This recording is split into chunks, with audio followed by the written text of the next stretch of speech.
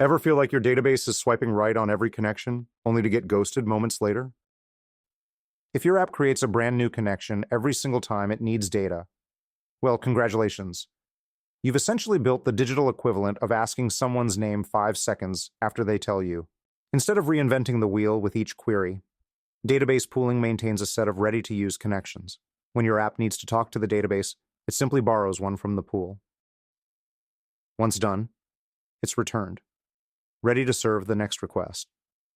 No extra handshake needed. Without pooling, your app goes through an entire ritual, establishing a TCP connection, performing handshakes, authenticating, configuring, and allocating resources for something as trivial as select all from users where it equals 1.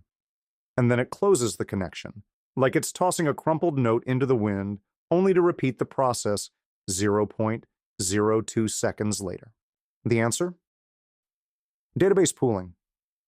Think of it like owning a fleet of rental cars instead of building a new one every time you need to drive. Your app creates several connections at startup, borrows one when needed, and then returns it to the pool, keeping things smooth and efficient. A fresh PostgreSQL connection might take 10 to 30 milliseconds. Multiply that by thousands of requests per minute, and the delays add up fast. With pooling, that overhead drops to microseconds, improving performance by 100 to 1,000 times. I once audited an app that spent 70% of its time simply opening and closing connections. That's like spending 70% of your cooking time just walking to the fridge. Let's dive into some code using Python's SQLAlchemy with connection pooling. First, we create an engine. With connection pooling, set the maximum number of connections. Verify connection health before use as a pro instead of creating a test suite for it. Allow 5 extra connections if needed, and recycle connections after 1 hour. After that, we are getting a connection from the pool. Then we execute a query like select all from users. But a word of caution, connection leaks. If you borrow a connection and never return it, your pool will eventually run dry and your app will crash.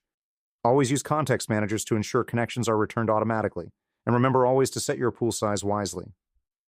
Too small, and requests queue up. Too large, and resources are wasted. To recap, without pooling, slow, inefficient, and a server that's overworked, but with pooling.